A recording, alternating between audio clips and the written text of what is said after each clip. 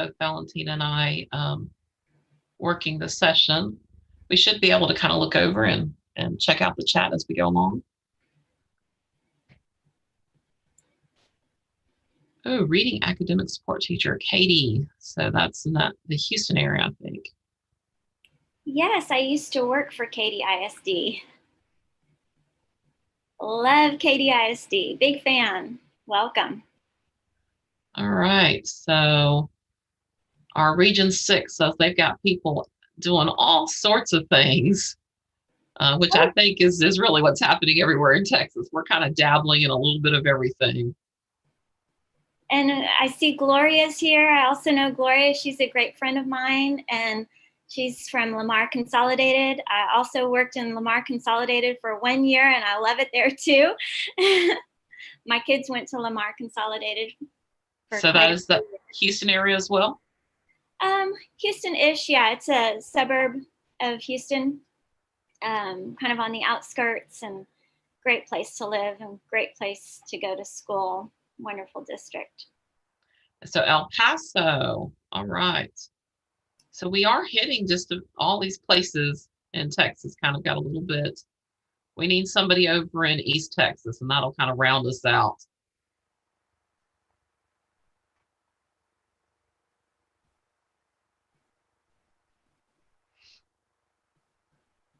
And El Paso is a fun place to be too. Did a training with some bilingual teachers in El Paso.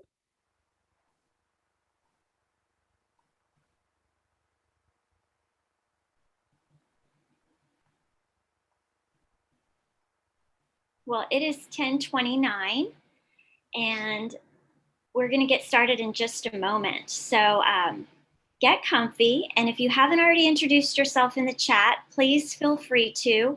We'd love to know what your role is in the district you work in and where you're viewing from, maybe even what the weather's like, because right here in my area, it's 46 degrees, and that's super cold for us.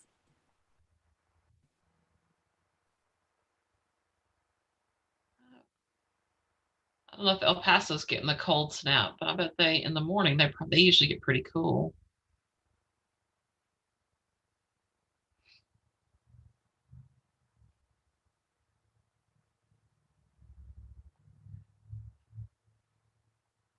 All right, it's 10:30. Are you ready, Mary? Yep, we are ready to rock and roll. Okay. Well, Richmond, Virginia. Oh, there we go. Sorry. Oh, yeah, Richmond, Virginia. Well, we're glad to have another state here with us to check us out. We're excited to have you. Thanks. We're going to go ahead and get started with our first webinar from a series of 5. This one is on family and community outreach for ELs in Texas, fostering partnerships. And if you're not from Texas, you're still welcome here. You're going to get a lot out of this, and I'm sure you can take it and use it for your state as well. My name is Valentina Gonzalez, and I'm one of the educational consultants for Seidlitz Education, and Mary Martin is here as well, and she's also an educational consultant for Seidlitz Education. And I'm going to introduce you to Mary in just a few moments, but before I do, I want to give you a few tips and just some logistics for our webinar this morning. So Valentina, are you sharing your screen again? Yes. Am I not sharing it yet? No, ma'am. Share. Thank you so much for letting me know. That happens a lot, right, Mary? There you go. It's online. Everybody's always working out the kinks. No problems at all. All right. So logistics for our time together. If you are viewing with us live, I just want to let you know that if you've registered and you're viewing with us live, you will be receiving a recording of this session as well. About 24 to 48 hours, we'll send that over to you. If you're not viewing live and you registered, you'll get that recording link as well. But our live participants, we'd love to chat with you. So if you have any comments, if you'd like to chat with one another, please do so in the chat feature in the Zoom menu. if you have like specific questions regarding the information we're sharing with you, you can feel free to use the Q&A also. And that place will be reserved just for like specific questions for Mary and for me. And then if anything should happen with our Zoom session, just connect with us on sidelitseducation.com and we'll give you further information about what to do next. But we don't foresee any problems with our session today. So I do want to introduce you to my co-presenter in this session, and that is Mary Martin. I'm so excited to be presenting with her today. She's the co-author of Eels in Texas, What School Leaders Need to Know, the third edition. This awesome book. I'm so excited to have this in my hands.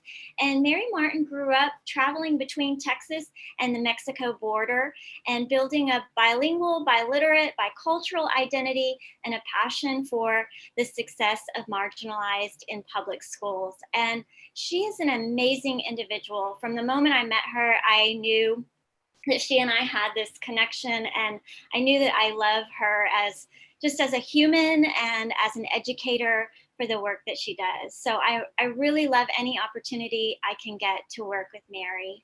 She also is an independent educational consultant and the owner of English Learner Program and Compliance Solution, LPACS.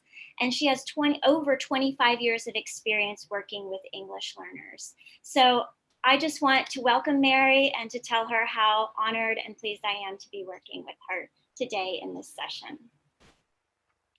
That is so sweet. I feel like I have to live up to a very high standard now. So thank you, Valentina. No, you're welcome, Mary. I just want to preface our session by saying that, family and community outreach, it may look different now than it used to, but whether your school is working hard to hand out textbooks or running book sales, passing out technology in areas where students don't have resources, families don't have laptops, or they don't have Wi-Fi, schools have always been really central to families and to communities. Schools are even more critical now for our English learner families who may not be connected to other support systems in the community, especially our newcomer families who may not have other resources yet to reach out to. So I'd like for you to take a moment to read the quote that's on this slide and think about what this means to you and the students and families you work with.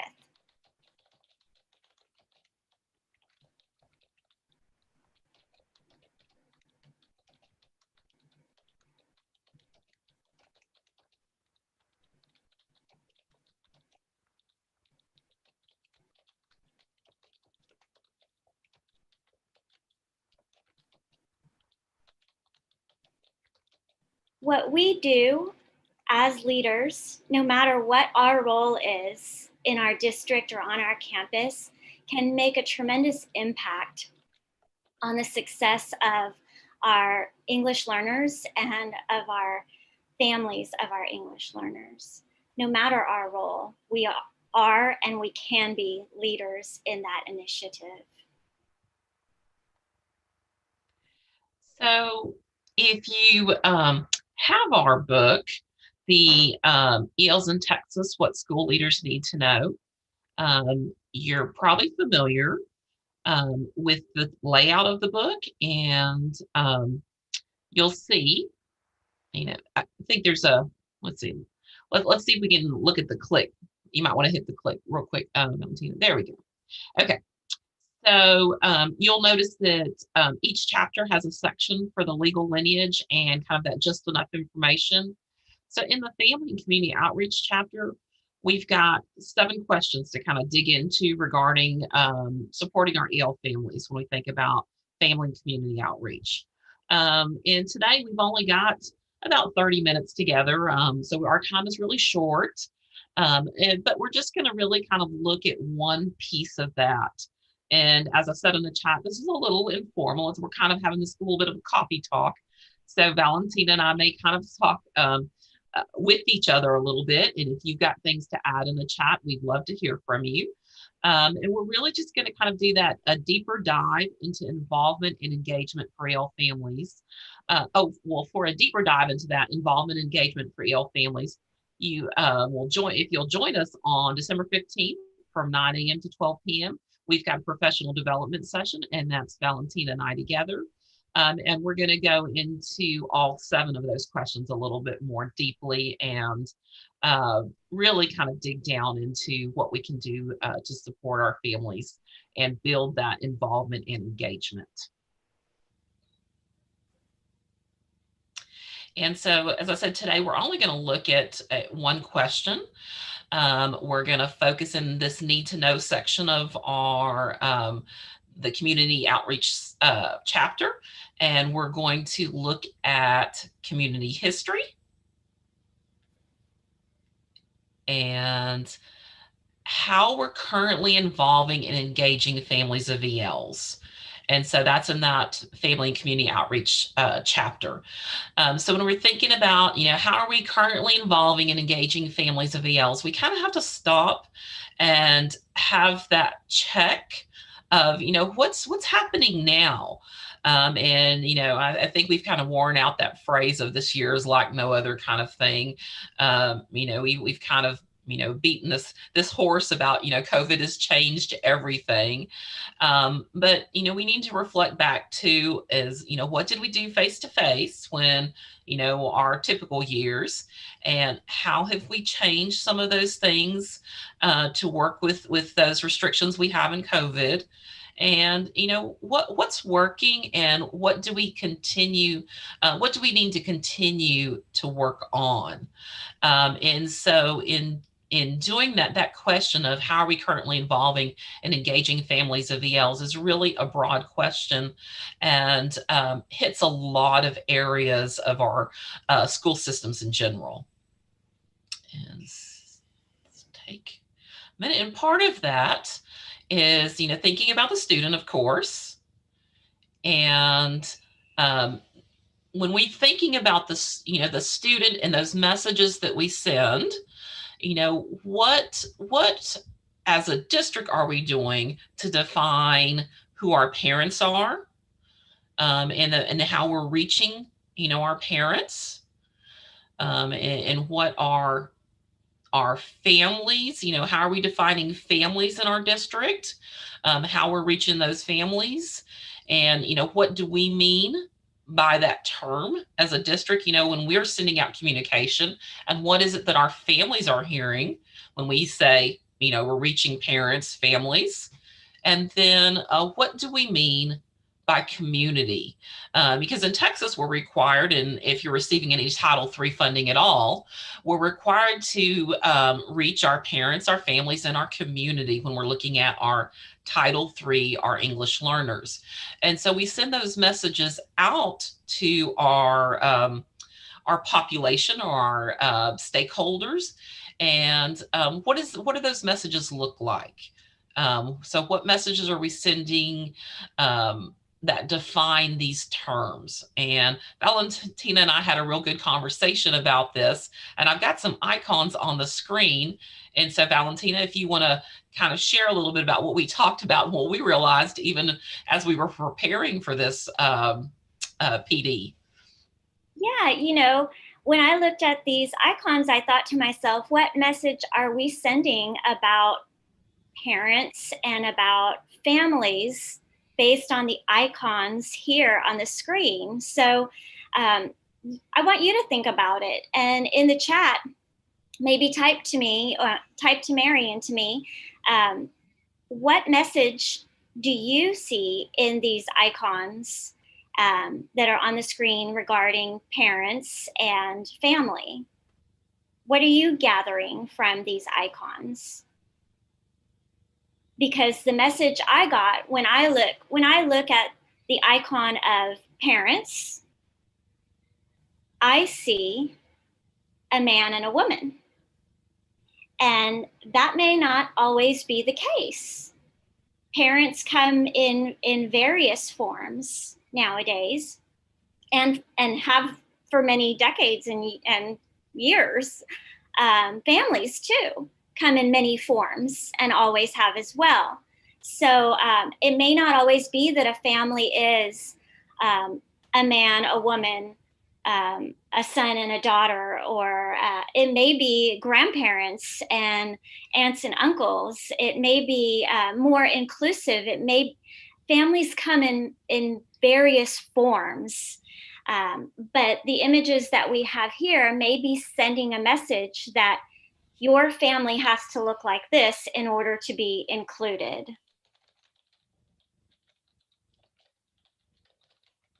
And I'm reading the chat, and there are just some really great um, comments in the chat. And I think some of the things that, really spot on. Like I said, Valentina and I had a good conversation around this.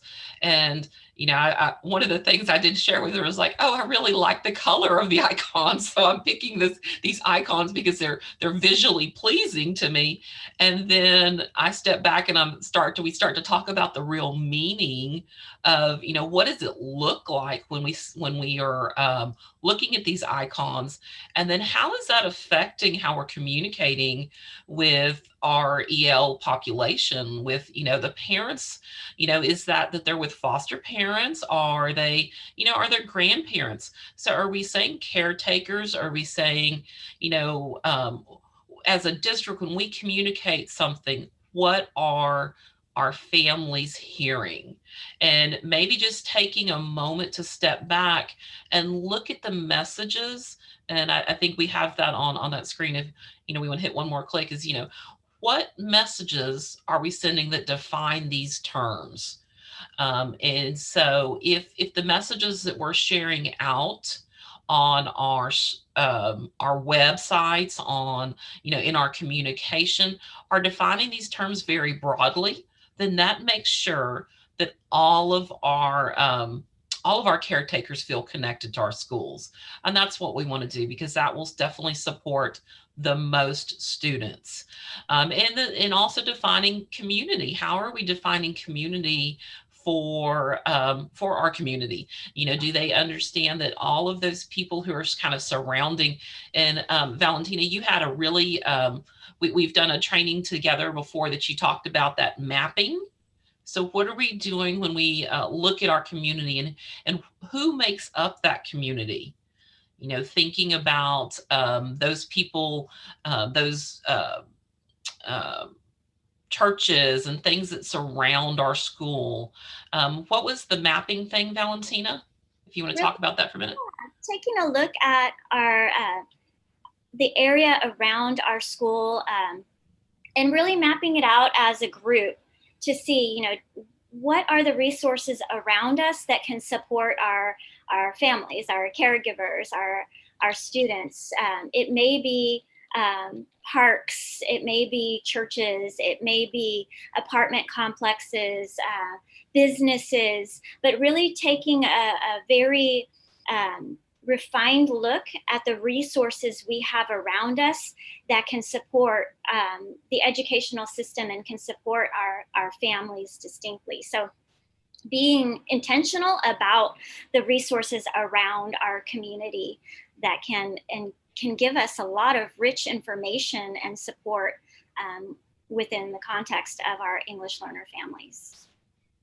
That's great. And so as we're building and we're kind of, we're reflecting on what's already working for us and what we're doing currently, and then we're trying to build on involvement and engagement, taking into account all of these pieces,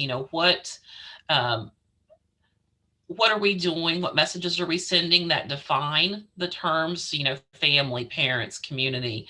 And, I noticed there's a comment out here I think it's really important, where we talk about, maybe some of our grandparents are supporting our students, and then how we communicate. If we're communicating only electronically, maybe that's not something that our grandparents or maybe our older generation understands how to navigate. And so thinking about the ways that we're communicating based on our families that we have out in our communities, and all of our communities have. That's, really speaks to how well do we know our communities, and our students' families, and what can we do to get a better understanding of those caregivers that we have supporting our English learners. And so if we want to go on to that next piece. Yeah. So just having an understanding, and I picked these icons just because they work as an analogy for me when I think about what involvement means. When we think about involvement, it's really kind of us, the district. That's us being kind of that sage on the stage, and we're sharing information with parents, and we're kind of that center focus, and we're telling the parents, this is how you can help us. And so that involvement is really just one side kind of getting the benefits. Okay, families, if you would do this, that would really help us. And however we decide to define that idea of families and parents and community, if you're willing to step in and to help us, then this is how that's going to be beneficial to us. And so then when we think about engagement, that's more of okay, I've got the kind of this icon of here's this minister, or this person who's marrying these two people. And so that's more of here's this community coming together, this group of people coming together, and we're going to have kind of an exchange of support. We're building a partnership. And so the two people coming together, they're going into this kind of marriage of, I'm going to share something with you. You're going to give me information back. And what can I do to help you? And then you've got somebody standing in the background who's kind of that witness. And that may be kind of your community. How's your community witnessing what's going on with the caregivers in your school system? Are they supporting what's happening? Are you making sure you're communicating everything out to your community so they can be a part of that union, and so that you can kind of have this exchange of this kind of exchange of ideas, and it's beneficial to everybody involved. And that's where I kind of select that idea of that matrimony, because we're having this union where everybody is benefiting. So I'm just kind of take a minute just to kind of look over at some of the stuff in our chat, because we have some really great things in the chat as well. Yeah, well, sorry, Mary. Nikki Yes. says that the icon for involvement looks like it's taking place at school. However, the engagement can happen in many places, and that's such a good point. It's so true and very common. Yeah. Perfect. And that's kind of why, like I said, picking these icons, I liked this because it really is, that involvement. We kind of put ourselves at the forefront as the schools, saying, here's what you can do for us. And that, just so spot on about engagement. We really should be taking engagement anywhere and everywhere. You think about those couples who take their engagement pictures, they're looking for the prettiest place to go. They're looking for the best place. And that, you're looking for the place that fits the event or whatever. And that may be what you do in your community. I noticed that somebody said they had a community that had a lot of military. I think that's probably our friend from Colleen. So you may be looking your engagement place. Your location would probably be different than what they may look for in El Paso or in other areas. So that's really knowing your community and knowing, where can I get this biggest group to come together and kind of have that union and that sharing of ideas. Yes, and really, that's kind of been the benefit of, I think, what we've experienced with COVID is some of our families who've tapped into the Zoom, we've probably been able to reach some families that we've never reached before, or we've been able to engage some other community members who maybe didn't have the time or the opportunity to go into our schools, but they're able to join us virtually. And as we get our parents and our families more comfortable with kind of that virtual involvement, we may be able to expand how we engage our families and our communities and our parents. So that's, I think Valentina and I an example, both of kind of personal examples that have happened to us. So thinking about involvement, like we said, that's kind of that idea of, here's, the school saying, here's what you can do for me. And it's kind of that in school. So just kind of, something that's happened to me, and maybe thinking about, what did I do wrong? Because I had to reflect on it and step back and think about it. As I was an ESL teacher, and my main time as an ESL teacher was at a middle school. And when I moved to a new school, I had gone from, one district to another district and went to a new school.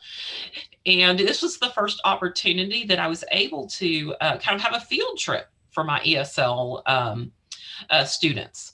And I wanted, of course, I wanted some family members to come along and to join us on that field trip, because that was something that, all of the English fluent students were doing, and those, all the other kiddos were doing. And that's what was happening in all the classes. You would try to get our parents to come along and join.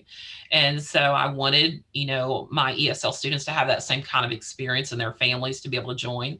And so, I sent the standard note home to my families, and if you want to be a chaperone, if you want to participate, please sign up. Didn't think anything about the note. It was the one that everybody sent home there at the school. So I sent it home, and the day of, I had a couple people who said yes, and so I was so excited, like, yay, our families are joining, and they're going to participate in something, and something specific for them, and I was really excited. And so the day of the field trip, I had a mom who was dropped off by her husband. And when she was dropped off to be a chaperone, she also had her infant with her. And, they had the stroller and, all those things. And, as traveling with an infant on a school bus, as part of a chaperone, that's, wasn't going to quite work out. And so, here I am, an ESL teacher, and it should have been something that I really thought on and said, okay, let's look at that parent permission that I sent home and that field trip invitation. And did I really think about, the words that I was sending home, the meaning that I was sending home from the school, and what my families were hearing? I wasn't specific about, this was only for the adults to come in. There were some things that I missed there. And because I did miss that, I had to figure out, what do we do now? Now that I've got a mom with her child there with me as one of the chaperones. So I had to kind of go through and think through that. But then standing back and reflecting on what went wrong, or, how could have I avoided that? We think back, like, okay, what could I have been more explicit in the permission? And then the other things that I think about is, if that experience, having talked to that mom and said, look, this is, we can't do this for whatever reasons, that may have made that mom say, I don't want to ever be a part of this again. I don't feel comfortable being involved in schools, because they weren't explicit. I could have, embarrassed the student, and maybe the student didn't feel like they wanted their parents to be a part of. And so, from this point, stepping back and thinking about, wow, all the repercussions of not being very careful about how I was communicating to my families, and making sure that I was taking into account their cultural backgrounds and their needs. And here I was, somebody who should have known better. And so, those kinds of things happen. And, as schools, if we step back, and when our families aren't involved, are we thinking about, why are they not involved? Did they have previous experiences that alienated them?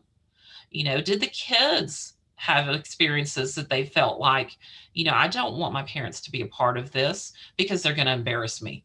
Or, so it's bigger than just, I'm going to send a permission home, and they're automatically going to show up, and they're going to know what to do. And so just, like I said, stepping back, and if we're getting the results we want, let's reflect on why we're getting those results. But if we're getting the results that we didn't intend, let's also reflect on how we can correct that. So Valentina, take it away and tell them a little bit about your experiences. Yeah. So when my family came to America, we had a little different experiences as far as engagement in school and just our culture and traditions with education. My parents didn't really understand the way school worked in America because they went to school in the former Yugoslavia, and the traditions and cultural norms as far as school were very different there. And so when my brother and I started elementary school here in America, my parents rarely went to this school. They didn't bring us to meet the teacher night. They didn't attend parent teacher conferences. They That just wasn't part of their way of engaging with our education. But at home, they helped us with homework, and they really instilled in us the work ethic and the value of education. My brother, he's actually a couple of years older than me, but he struggled with language when we first started school, and so that's him right there in the white circle. And he had to repeat first grade.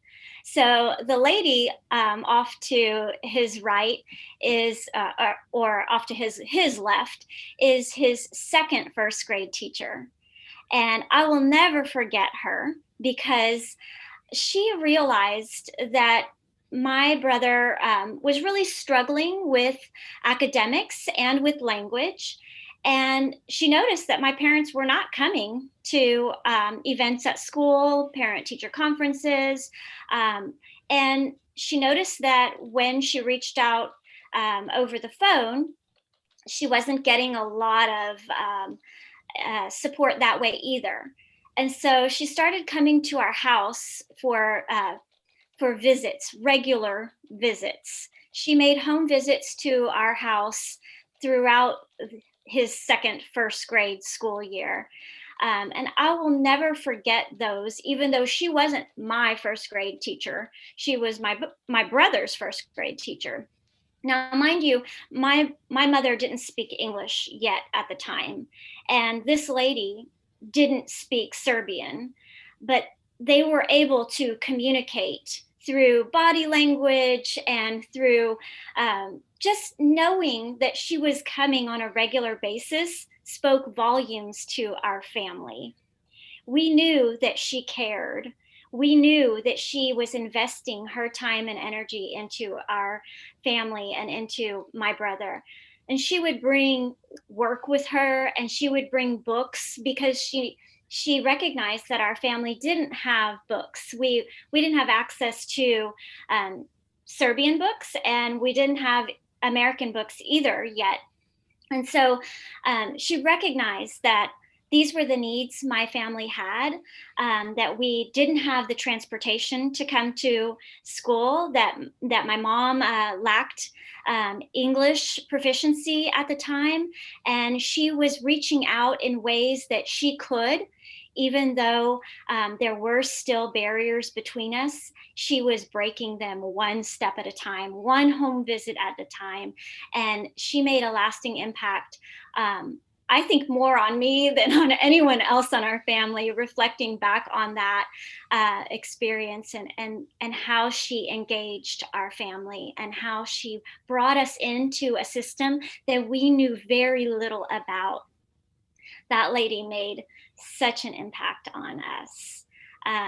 And so I know that we can't all make home visits, but there are ways that we can all ensure that we are meeting families where they are and recognizing that there may be transportation barriers, there may be child care barriers, language barriers, work barriers, but we can find ways to break those barriers and bring families in to a system that they may not know a lot about yet. I think that is so powerful, Valentina. Just go back for just a second before we do the answer, the one or two. The piece that you had said about, not speaking the language and, us just empowering our teachers, because this teacher, went above and beyond, and empowering the teachers to kind of go and reach out and connect, giving them the tools. Because so often our school districts rely on a couple of people to be those people, our family engagement people or our Title III people. They're trying to think of these programs and these ideas on their own, whereas that teacher was the cultural broker. She was the person who bridged between the family and school and actually made that connection that was extremely lasting, because here you're thinking about this, so many years later. So I how know. powerful. I know. It just brings tears to my eyes when I think about what she did for our family. And I don't know if she ever knew the lasting effects of it. So I'd like for you to take a moment to read both of these stems before you answer them. And I'm not going to put them up yet, because what I'd like for you to do is type in the stem and your reply, but don't hit enter until I count to 3. We're all going to hit enter at the same time.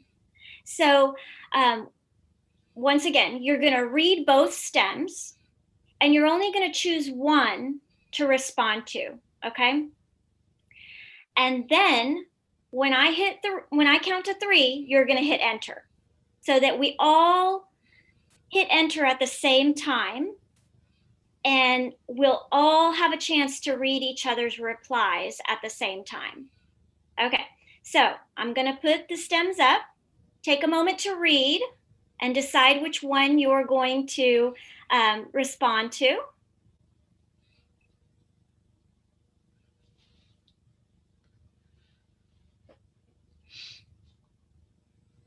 Pick one of them, type it into the chat, but don't hit enter yet.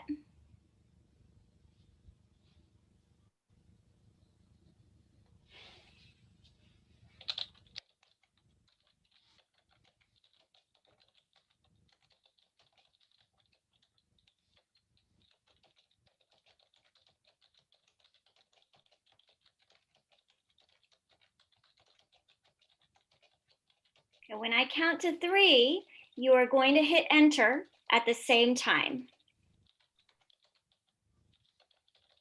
I'm going to give you just a couple more seconds to wrap up your sentence.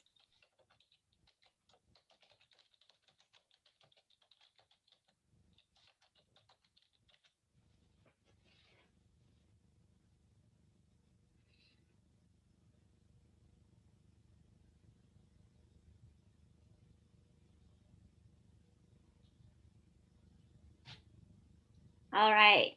1, 2, 3, hit enter.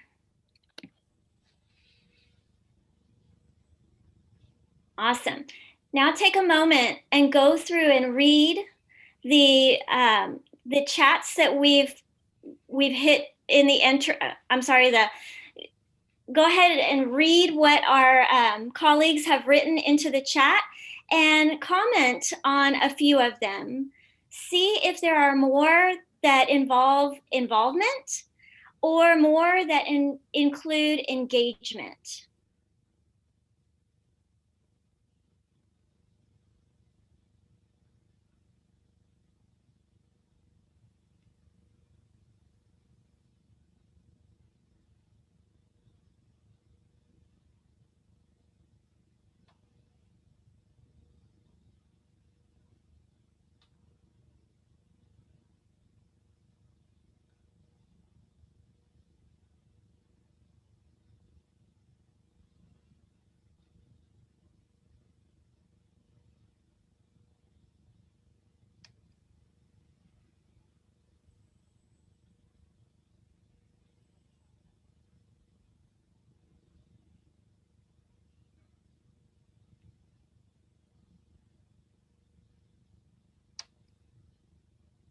Well, it breaks my heart, Gloria.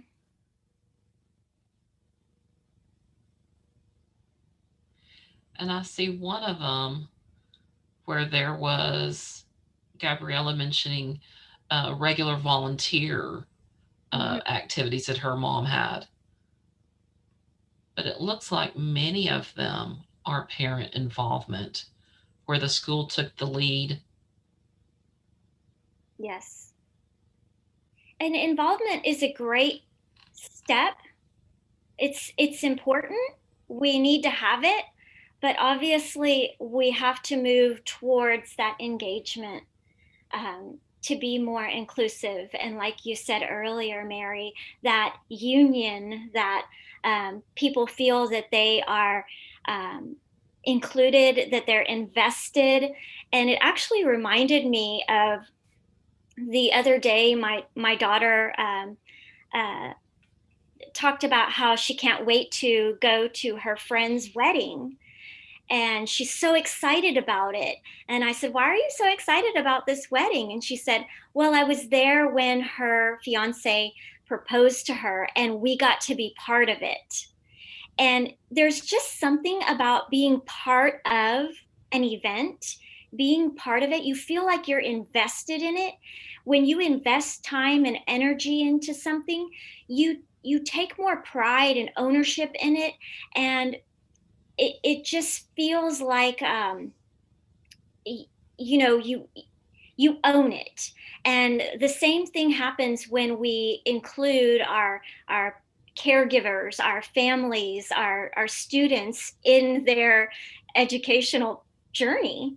They feel invested. They feel like they have something to be proud of, and they're going to want to do better at it because of that ownership piece.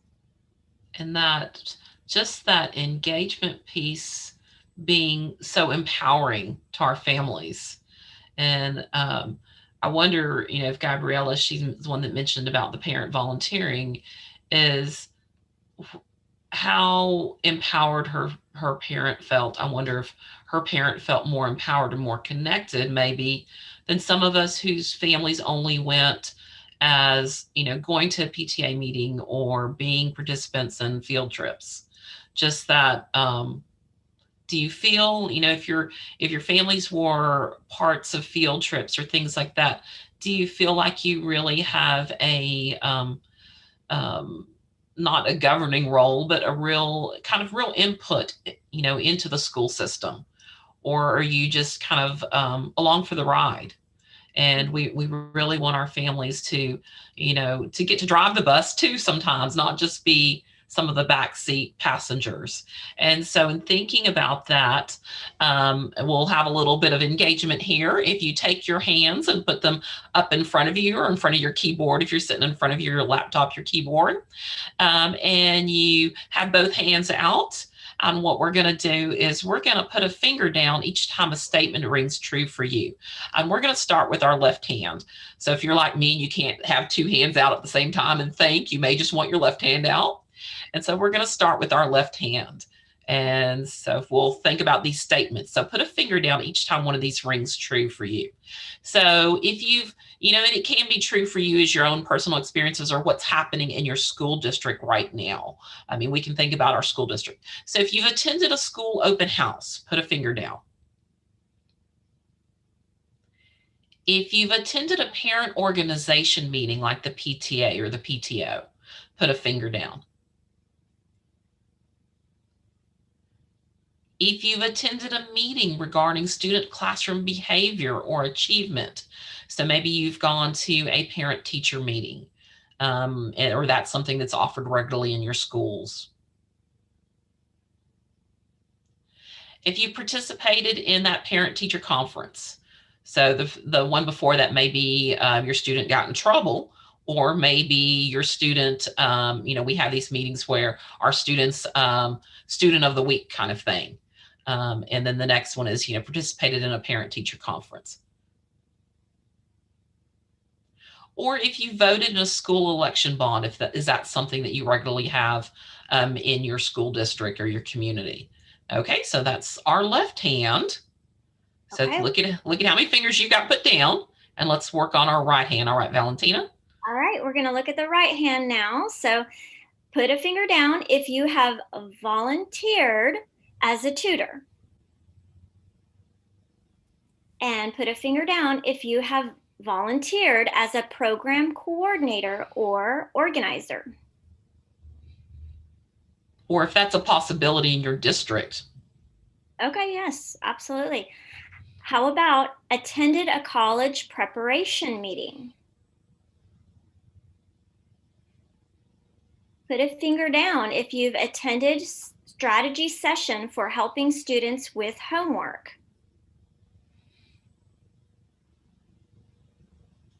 And finally, participated in a parenting class.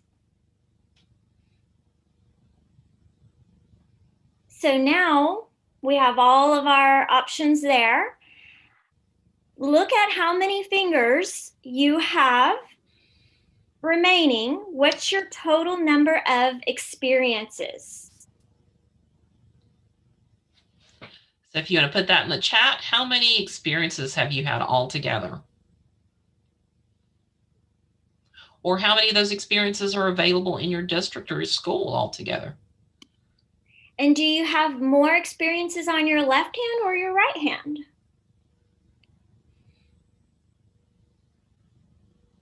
And you're welcome to put that in the chat as well.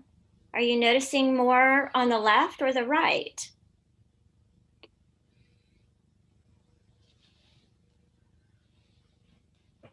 Mm-hmm.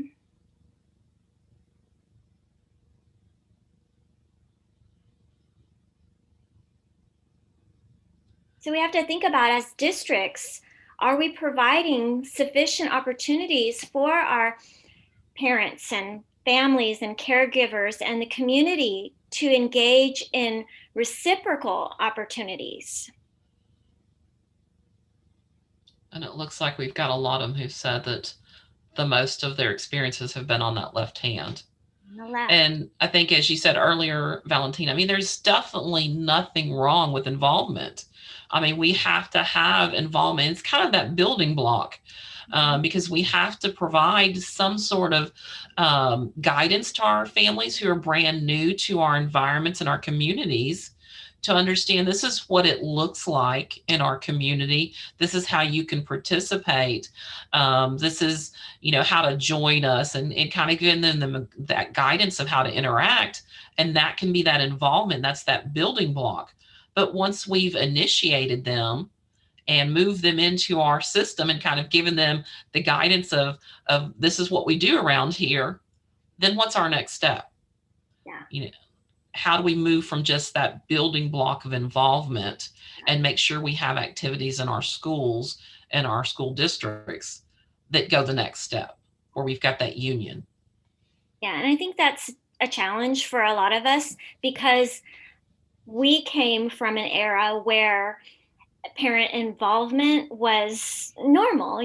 That's just the way it was when we grew up, when we were students in the classroom. It was typical that there was just involvement and it was a lot less engagement going on. So, yeah, that's probably why we have that challenge.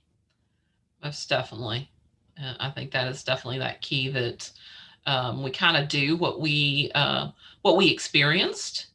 And so in doing that, we tend to have a lot more involvement and believe that that's sufficient, not understanding that our our participants have changed. Our community is evolving and changing. And so to make sure we get the best out of that evolving community, then we need to build that next level in, which is that engagement. And so in thinking about that, in 2009, the U.S. Department of Education launched kind of a highly competitive investment in innovation. It was called the I3 Initiative, and some of your districts may have participated in it. And since its launch, the I3 program, they invested about $1.3 billion in 157 different projects. And so when they did all that investment, they went through and they looked at school districts and nonprofit partners nationwide who were kind of competing for these funds. And they went back and they did research on what was successful, and how did these groups develop new programs, or validate existing programs, and what did the evidence show with for programs that were sustainable and successful. And so in Joanna Geller's research on that, lessons that were learned, here are some things that really were key in building parent, family, and community initiatives that were successful and sustainable. So one of the keys was um, time and human financial resources, that planning. How did we plan? It takes a lot of time to plan for a good event that's going to support our families. So thinking about, are we allowing for that planning time, and are we including uh, flexibility? So if what we've got going on in school A works really well in school A, are we also planning the same kind of thing in school B, but we're tweaking it to the community that's around school B?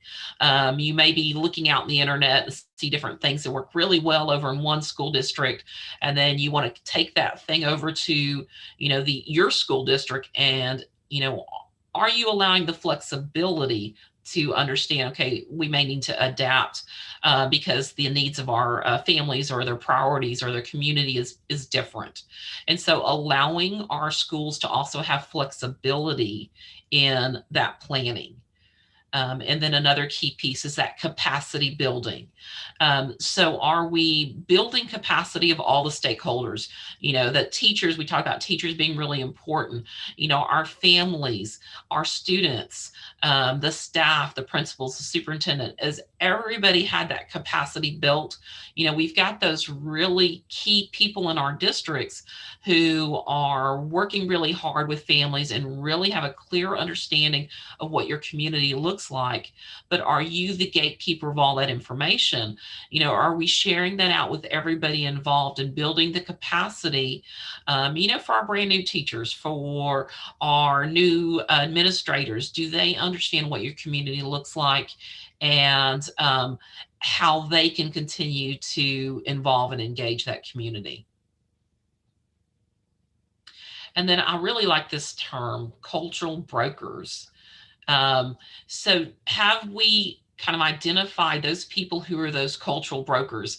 And when we were talking about, Valentina was talking about that first grade teacher, that teacher really took it upon herself to be a cultural broker. She was the individual who built the bridges between the families and educators. And she was building that bridge between, that family, Valentina's family, and the school.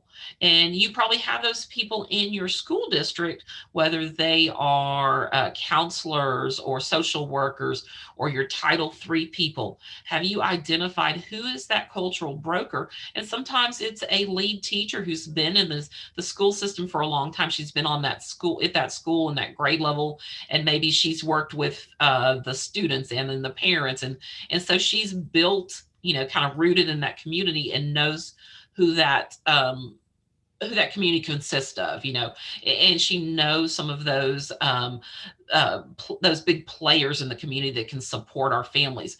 So identifying those cultural brokers is key. That's really important. Those people who can build the bridges between our families and our educators, and that professional learning community. Next, one of the other key things that they said was that physical space. When they did the research, they found out that if we have dedicated a physical space for families to call their own, whether that's within or outside of the schools. So if you're going one step further versus, just trying to involve schools, and you want the community to really be a part of your involvement and engagement programs, then maybe you've identified a community place that both the school and the families can engage in together. And that's a physical space that has been identified and that your families are comfortable with. They understand that, you can come to this spot, you can get resources, you can reach people who are key players in the school systems as well as players in the community. So you've identified a space that will bridge all of those needs. And that was one of the key things in the research that they found for sustainable programs. So one of the other things that they found was multi-layered evaluations. And so what are we doing once we have all of these things in place? What are we doing to evaluate how well these programs are working, and not just that pencil paper evaluation of this is 9 out of 10, this works great kind of thing, or we had 500 people that joined, but as a group, as those cultural brokers kind of coming together, as our teachers, our administrators, how often do we have moments where we're reflecting on what went really well and what went wrong? And how are we assigning blame when it went wrong? Are we always going, well, those families, they just don't want to be involved, or they don't have, the time for it or whatever. Instead of, putting that blame on families, as a school, as a district, what are we thinking? How are we using the mistakes or the things that went wrong to drive us and to change our ways that we reach out to our families and connect with them? Instead of saying, okay, our response is always that the family, maybe they did something wrong or they're not involved or they don't care. What are we doing as a district to go, okay, well, we might want to change the time on that. Or maybe our topic wasn't interesting. Did we reach out to the families ahead of time to see if that's something they wanted to know about? And just really stepping back and having some time to reflect on those initiatives that we have in place. So all of these things were really important when they looked at the research on what makes these sustainable programs that reach, parent, family, and community and build involvement and engagement, making sure that we had that planning, the flexibility, we're building capacity and all those people involved, identifying those key cultural brokers. And some of you think, okay, well, that's in my title, that's who I am, that's my job. But who else? Share the work, share the load, making sure that we have a physical space that's clearly identified. Do your schools have kind of a parent involvement room? Do they have a place where our families feel comfortable going to? Do they have somebody they can connect to, maybe in the front desk or maybe at the district level? And how are we, like I said, evaluating the initiatives that we have in place? Is there anything else that you want to add to this particular slide, Valentina? No, I think it's a really comprehensive slide. I think it's very useful for us as we plan our family and community engagement.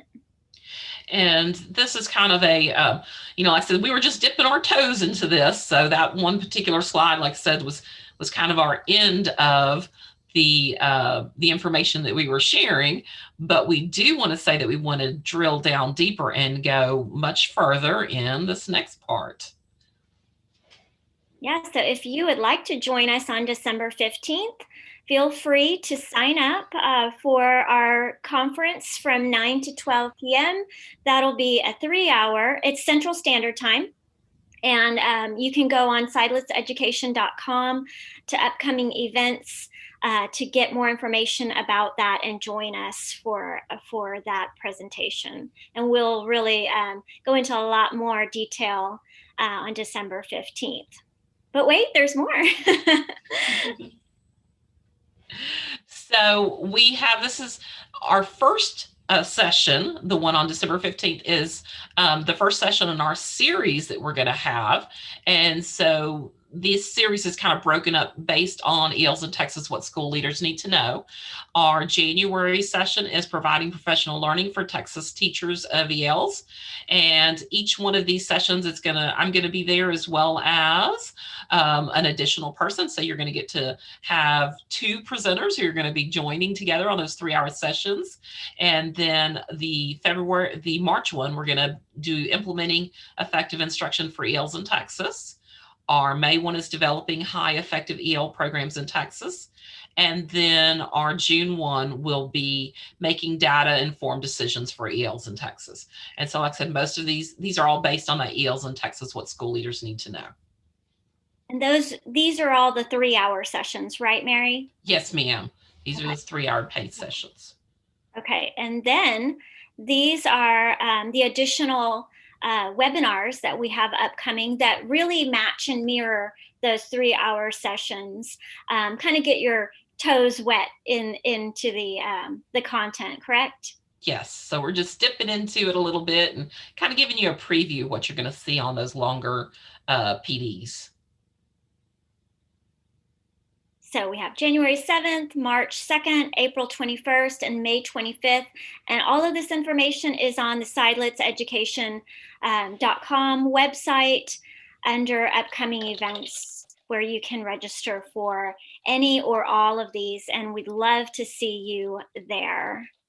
I do want to let you know that tomorrow night we do have a Sidelitz Ed Chat. Nancy Motley will be joining us. We always host these on the first and third Tuesday of every month from 7 to 7:30. They're great professional development on Twitter. And we also have our sidelitzblog.org, where a lot of guest bloggers join us, a lot of our authors join us, and we write about relevant information that I think you will love. If you've never been on the blog, join us there and learn about what we're sharing, and collaborate with us on Sidelitz Education Twitter, Facebook, our website, or our blogs. So we'd like to thank you, and we've enjoyed getting to know you all in the chat a little bit better. A lot of familiar faces, some new ones too. And Mary, thank you so much. You are a wealth of knowledge. I'm sure everyone has loved learning from you in this short time. And we get to learn from you lots more this upcoming 2021 school year too. Thank you, Mary. Thank you, Valentina. It is always a pleasure working with you. Thanks, everyone. Have a wonderful day and a great week. Bye, all. Thank y'all.